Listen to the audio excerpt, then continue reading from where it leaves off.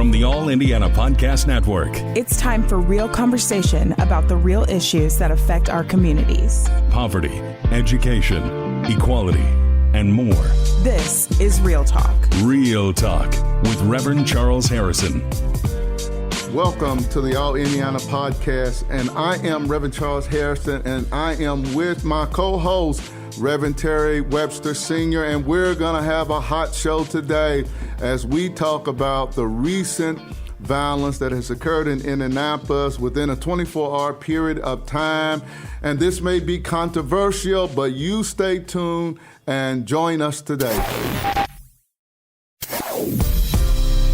Welcome to Real Talk with Reverend Terry Webster Sr. and Reverend Charles Harrison. Pastor Webster, how you doing today? Well, good morning, good afternoon, should I say. It is Friday. It is Friday. And you know he died on Friday. But Sunday is coming now. That's true. That is true. That's true. Well, let's get into it because we have had a tumultuous 24 hours in Indianapolis, and it's on the heels of a year that we was hoping for a better start. We are at 71 homicides already in, less than 4 months. We're on pace again for 200 plus homicides. But what really, really struck everybody yesterday was from Wednesday night up till all day yesterday, we had 12 people shot. We had 2 people stabbed, we had 4 people killed, and we had 2 police officers shot on the far east side of Indianapolis. And certainly we'll get into that. And also, we had a very emotional led press conference by Assistant Police Chief Chris Bailey, and you could kind of hear the frustration that was in his voice, feeling like the police are out here really trying to do their job as law enforcement in the midst of criticism and all the other stuff that they are experiencing. And let's have a conversation today with me and you. I certainly have some very strong opinions about some things, and I have been very outspoken over the years. Sometimes I have been perceived as the villain when I have tried to express as a black man in my 60s, 62 years old, and be 63 here in a few months, based on my own observations and what I see as a black man, but also as a pastor and a community leader. And I try to be fair. I try to be balanced in what my perceptions are of what's happening in our community, and I try to tell it like it is. So that's kind of, where we'll start the conversation today. And, we have people watching us on Facebook Live now, and certainly this will be on the All Indiana Podcast Network on our podcast today. Thank you, Pastor Harrison. First of all, what I saw when I listened to Assistant Chief Bailey, Chief Taylor, and even the mayor who spoke, I sat there with my wife together, and we saw almost 3 dejected leaders in our city. You have the mayor, you have the 2 highest ranking officers on the police department. So I really saw dejection, and my heart literally went out to them. As we all together try to get our hands around this senseless acts of violence. I think one of the things that bothered me the most is that I have 11-year-old grandson that just turned 11 years old, and to hear the 15-year-old or the 16-year-old, one of them, on the bus stop, right, and to hear the bus driver say that they pulled up on the route, right, and there lay a 15-year-old kid shot to death. Right. That troubled me. There lie in a few years my 11-year-old grandson.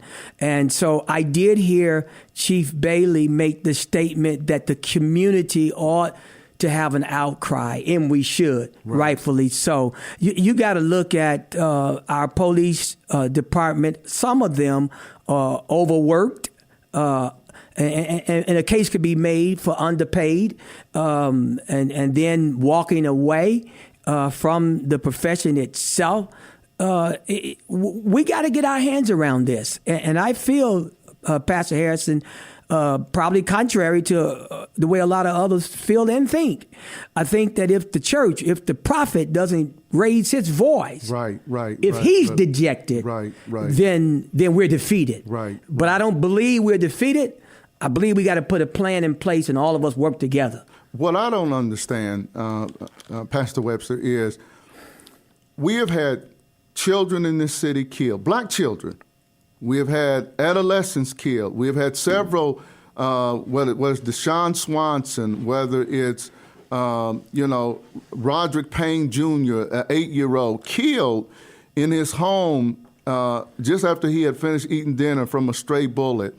The list goes on. And then yesterday, the 15-year-old dead, as children were on a bus route. And I don't know if that was the bus stop for that child that was killed, the teenager. But we will have outcries when the police do something to us, but we're silent with all the carnage that is taking place in the black community when children are being killed. And when you look at the level of violence, 80% of it is impacting the black community. We make up 20-some% of the population. We're 80% of the killings in the city. I don't understand why the outcry is not there. I don't understand why there are no press conferences for that. Why we are not gathered already and doing a press conference for a 15-year-old boy that was shot and killed on the east side of Indianapolis. But yet, if the police do something to someone, we're eager to hold a press conference. I don't understand that. Yeah, that's disheartening. But what has to take place now is that I was in conversation with my wife this morning, and we were talking about it, and she knows how I feel about all of this. And as she said to me, which I'll take aim from her very conversation. She said it's got to start somewhere. Right. And so your frustration, your inability to understand it's got to start right here in this room this afternoon at Wish TV, all Indiana with you and I. Right. We got to start because what is the community going to do? They're going to chastise you and I? Right. We're two black men. Right. And not only are we two black men, we, in our estimation, have raised our children and raising them and leading churches. And so be that as it may, I think we got to start right now with the outcry, saying to our community, saying to our children, saying to our parents, hey, y'all, we got to stop this madness, and we got to call it what it is. Yeah, well, it is madness. It's madness, and we do have to call it what it is. This is just senseless, the level of violence that we're seeing in our community, and we have to address, as the black community, how are we going to address this? The outcry is there. How are we going to address it? Because if we're losing police officers at an alarming rate, and it's not just here in Indianapolis, but nationally, then who's there to police the community? Absolutely. I would hate to ever see, and Pastor Harrison, so that you'll know, many of you know I serve on the school board as well, president of the Pike Township School Board. I just got to say it like it is. We have a problem with our children. We do. We don't want to admit it. We have a problem with parenting. Mm-hmm. Parenting needs to be spotlighted. It needs to be highlighted.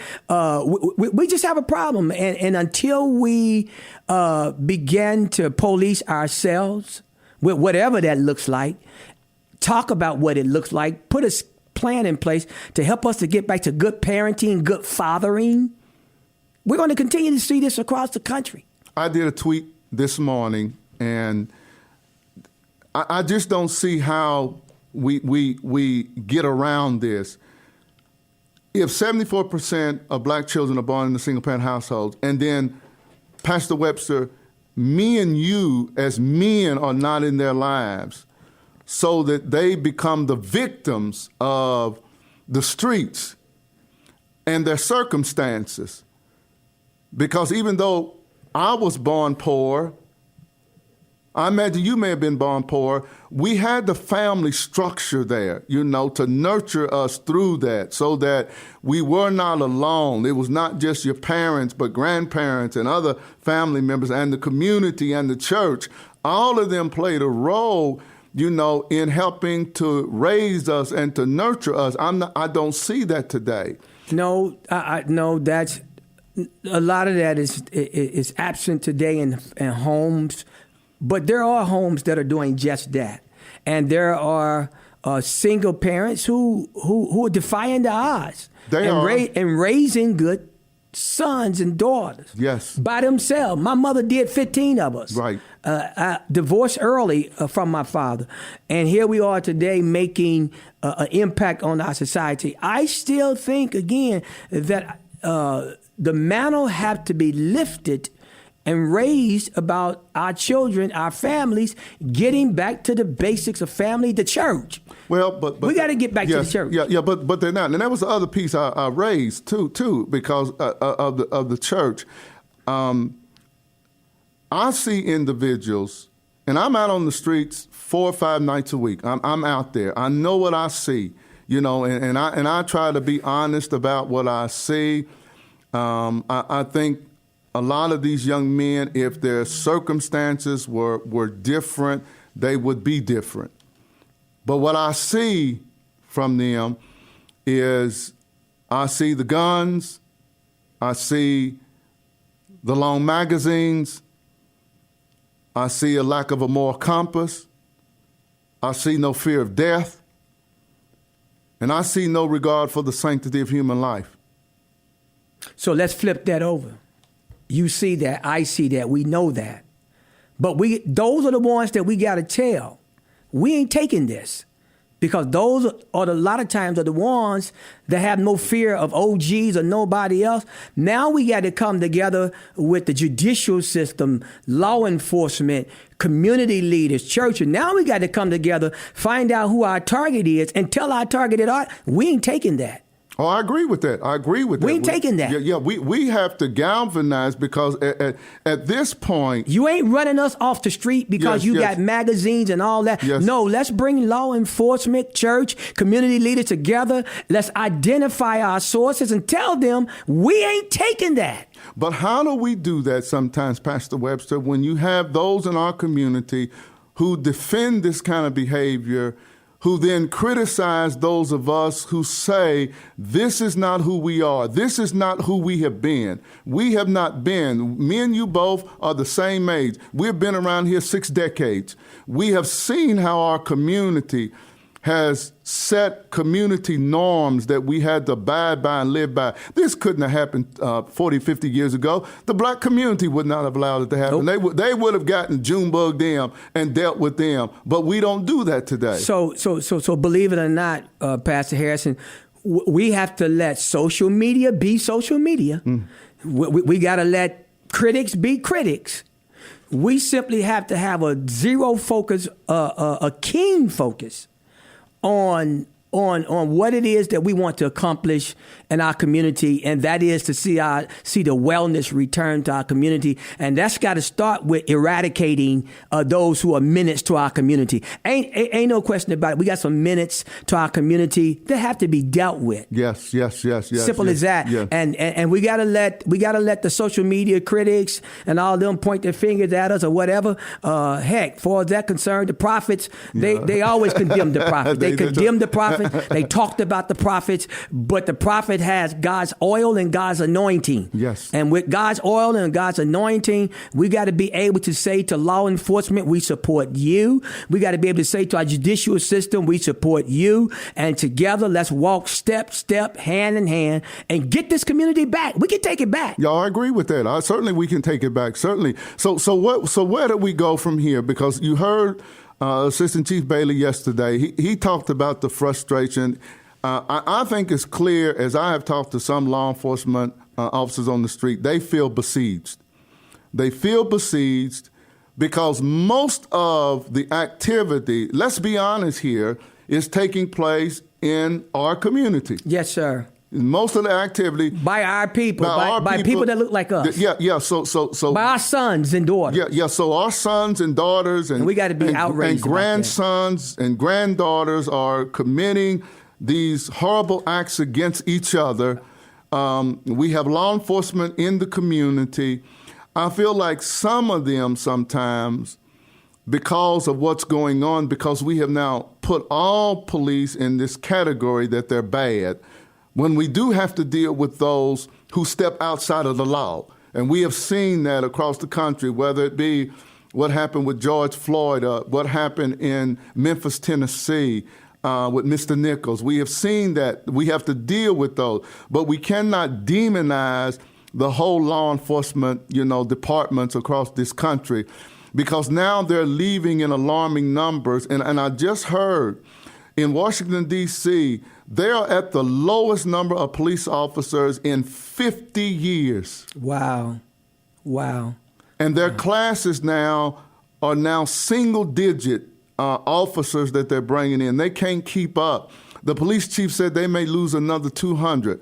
Well, if we don't have police on the street, it's going to get even more lawless and chaotic, in cities across the country. And our communities are going to continue to be terrorized. So what I think has to happen, first of all, Romans chapter 13 talks about those that bear the sword. Our people need to know that. Our black boys and girls community need to know that those that bear the sword, they don't bear it in vain. Right. And that's law enforcement. Right. And it's ordained by God. So it's unbiblical for me to attack law enforcement. Now, if law enforcement is doing some unjust things, right, now I got to hold them accountable. Yes, that's right. The same voice got to hold them accountable. Right. But I think where we got to start at, Pastor Harrison, we got to start with coming together, having an honest, come to Jesus, I trust you conversation with law enforcement. Okay. That's what we got to have. It ain't no, I'm coming together to beat you up, you coming together to beat me up. No, we got to have a honest conversation with law enforcement, because to say to them, how do we do this together? Right. I think that's a good starting point. Right. With conversation. But in the meantime, you and I have already talked about, we're going to have a call out. We're having a call out. We're going to call pastors and leaders to come stand with us as we say to our community, help is on the way. We ain't taking it. Yeah, that's right. That's what we're going to do. That's what we're going to do. And for those of you who are listening, this is Real Talk with Reverend Terry Webster Sr. and Reverend Charles Harrison. And next week, we're going to have a call out, and we're going to stand as community leaders, as pastors, as prophets, standing with law enforcement, because we cannot continue to have this kind of madness continue daily. And then I want to call out. Can I shift it? Go shift it. So not only, watch this, Pastor Harrison, it ain't just in law enforcement. Right. Again, I'm school board president. Right. On school board. Our teachers are walking away at an alarming rate. Why? Because they don't want the profession of teaching our bad children anymore. Wow. It's just that simple. And then what happens? Parents come out and jump on our teachers because of their bad children. And it's just what it is. We got to call it out for what it is, and then be able to provide solutions and resources. But at first, we got to identify the problem. So it ain't just happening in law enforcement. It's happening in our essential role of education. Wow. Teachers don't want the job no more. Underpaid and more stress. Wow. That should be frustrating. Well, that should be alarming. It is frustrating, but I think we have to have these kind of conversations if we're certainly going to move forward. I'm trying to find out more information about the 15-year-old, because I think we have to be supportive of the parents of this young man, and many others who have had their children killed just this year. I'm concerned about the alarming number of teens that have been killed this year in this city. Now watch this, Pastor Harrison. Now when we began to talk See, it's very easy to come and say, well, the police stopped my child unjustly, and then we have an outcry. It's easy. Right. But when we're trying to have a conversation now, Right. saying to parents, what are you doing to help us? Right. And what are you doing? That's going to be a different conversation. Right. And now we got to get ready for the critics. But there again, I'm good, because when we understand the magnitude of the, look, we're looking at now, crimes are being committed by 15-year-olds. That's true. Murders are being committed That's now true. by 15 and 14 and 13 and 16-year-olds. Yes. So we got to say to parents, somewhere y'all missing it.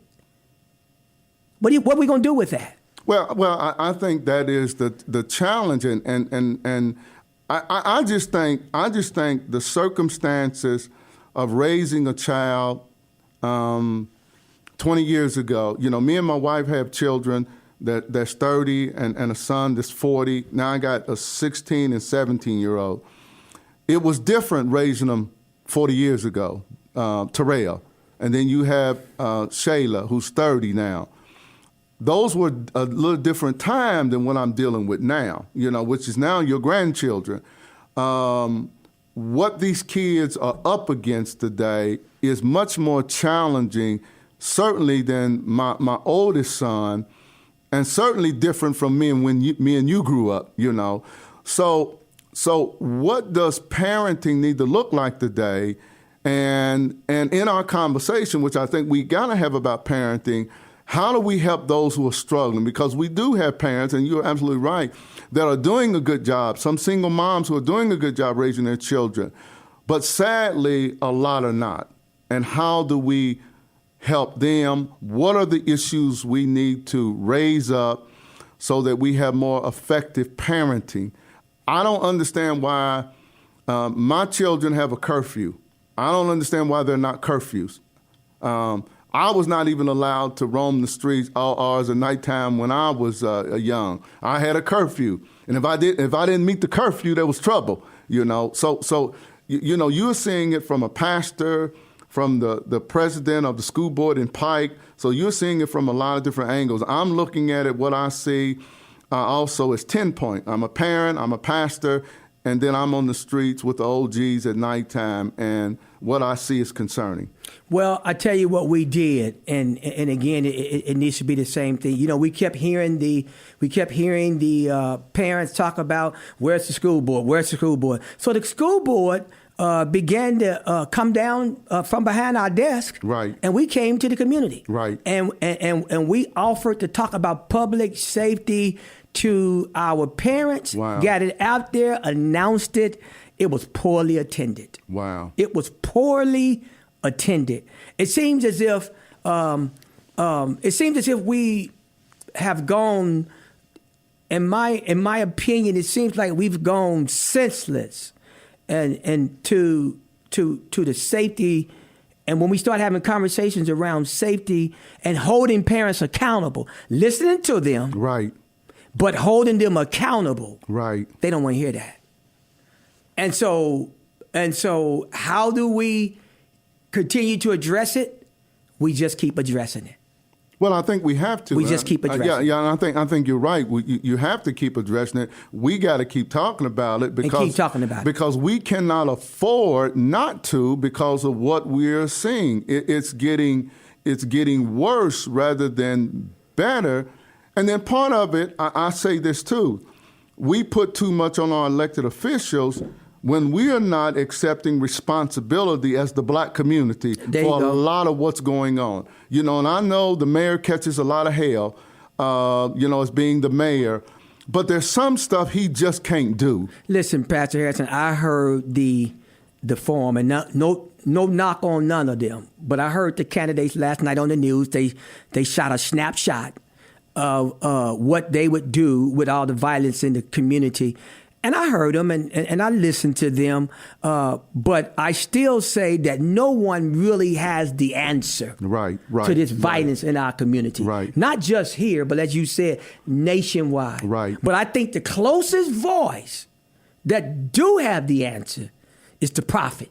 and he got to raise his voice. Right, that's he right. got to raise his voice, and he can't be scared of the politician. He can't be scared of Pookie. Yes. He can't be scared of nobody. He got to Right. be able to say what thus said the Lord. And we have a problem. We got a heart issue. Right, that's right. And we got That's to deal right. with our heart That's issue. Right. That's and the, our that's heart the issue is a sin issue at the skin of it. It's sin. And we got to be able to say to Lil Pookie, if you do that, Lil Pookie, there are consequences, because Proverbs then already told us there's consequences. We got to hold them up. That's true. That's true. You know, we got white pastors, no offense, that's trying to come into our community and be the savior.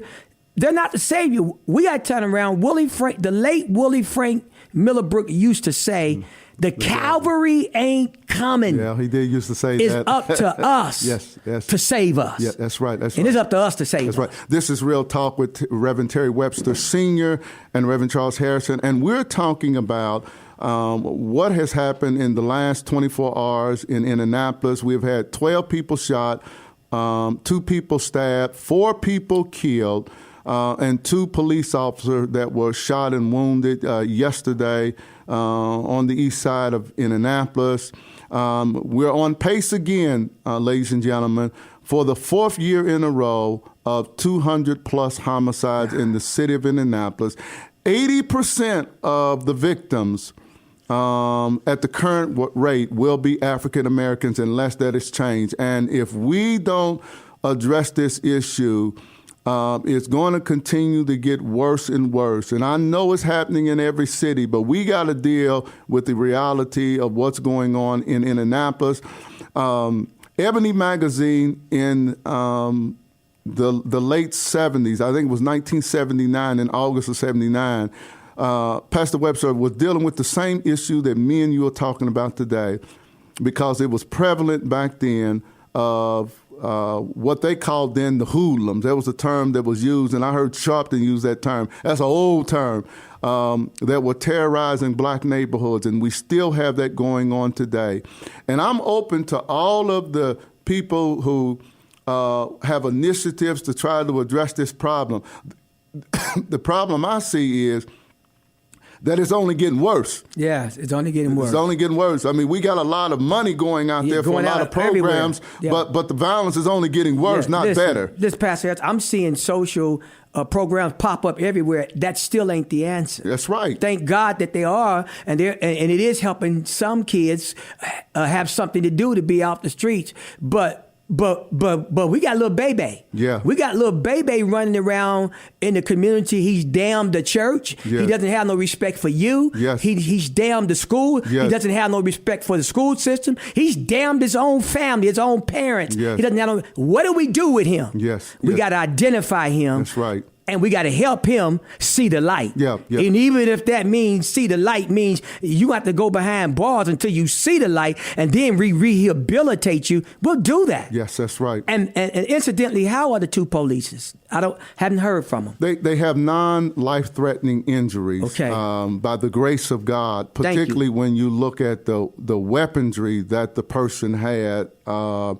They're lucky, blessed to be alive. Praise God. To be honest about that, but that's what they're dealing with out there. That's what I see. You know, it's not just the Glock with a switch on it now and an extended clip. You also have, you know, the AR-15s. You have all of these weapons now on the streets. It's making everybody nervous. So you Absolutely. see more people now, particularly women, who are buying guns because they are fearful. People should not have to live in these neighborhoods across the city in fear of our children. They shouldn't have to live that way. Well, here's the thing again, Pastor Edson. I keep saying I'm gonna keep beating it now until we beat it.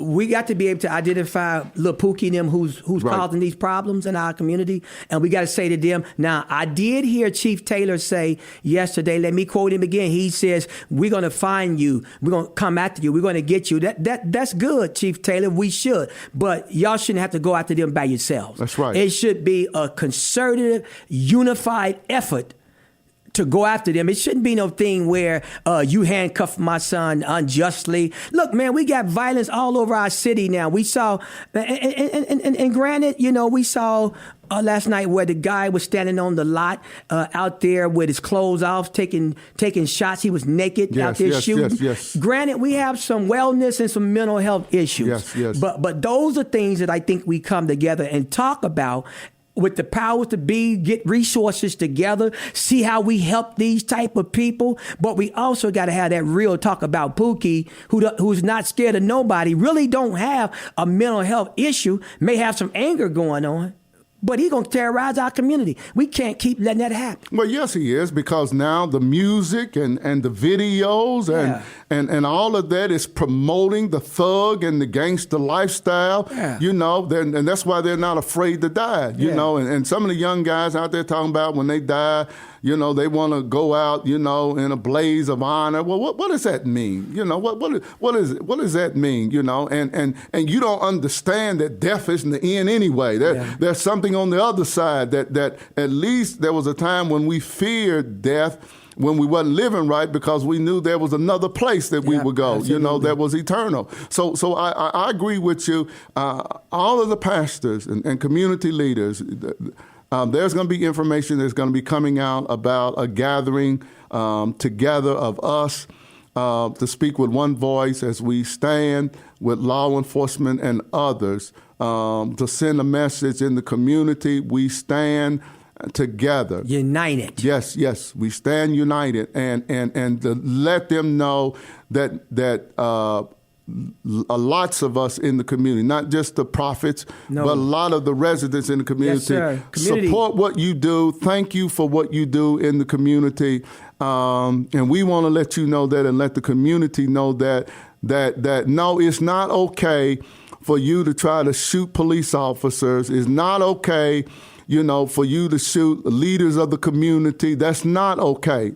There's a line in the sand that we're going to draw. Absolutely. It's not we didn't okay. Drew the line, Reverend. We didn't drew the line. Yeah. It's not okay for a 15-year-old or another teenager to kill another 15-year-old. That's not okay. No, that's heartbreaking. Yes, that's not okay, and we're not going to accept that. You know, and we have to bring some sanity back to this insanity that we're seeing in our community. And that's across the country, Reverend Pastor Harrison. This is happening across the country. It is. It's not just Indianapolis. It's across the country. But what can we do? And listen, and as we talk about this, if you ain't willing to come pray with us, because we believe that it's going to take a prayer. It's going to take bomb rushing the throne of God and asking God to help us. We don't know what we're doing, and asking God to protect us and keep us safe.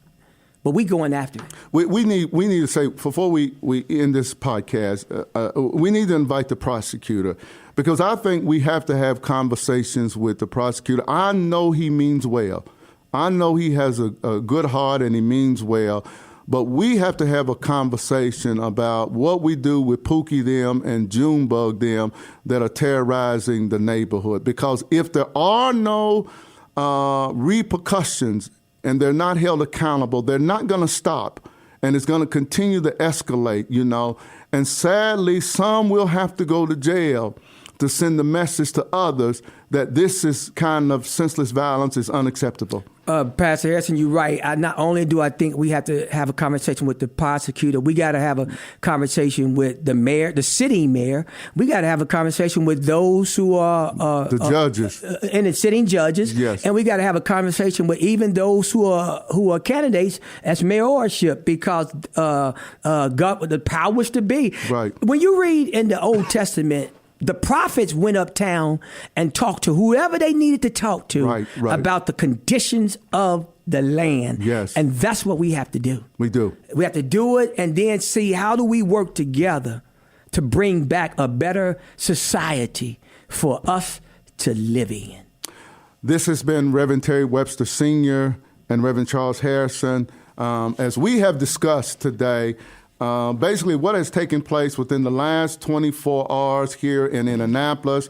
We're certainly concerned about what we are seeing in our city. We want a better city. We're not here to condemn anybody. We're here to talk about the issues and try to bring unity so that we can begin to address this issue of senseless violence together as the prophets as the politicians, the police, yes, community leaders parents, and residents and parents, whatever ways we can be supportive to parents out there. And we know for some it's challenging. But how can we be beside you and walk with you, in trying to raise your children as a community? And I think that's where we are. That's what we are. We're living in a broken society, but how can we fix it? This has been Reverend Terry Webster Sr. and Reverend Charles Harrison on Real Talk today. Thank you so much for joining us as we talk about real issues that affect our community here and across the country. Be sure to subscribe to this podcast on the All Indiana Podcast Network. And also check us out on Facebook and Twitter, and we ask that you share it. I know a lot of you have talked about us being able to accept phone calls. We're working on that, where we can have more interaction with you, and you can begin to ask questions, make comments, and we can begin to talk about this together. Pastor Webster and I don't have all the answers, but certainly we're giving our viewpoints from our perspective as to what we see and what we believe the solutions are, and we value your perspective and also what your solution is. We pray that you have a blessed and an awesome day today. Bless you. This is Real Talk with Reverend Charles Harrison. Be sure to like and subscribe to this podcast. And be sure to check out other great podcasts on the All Indiana Podcast Network. Online now at allindianapodcast.com.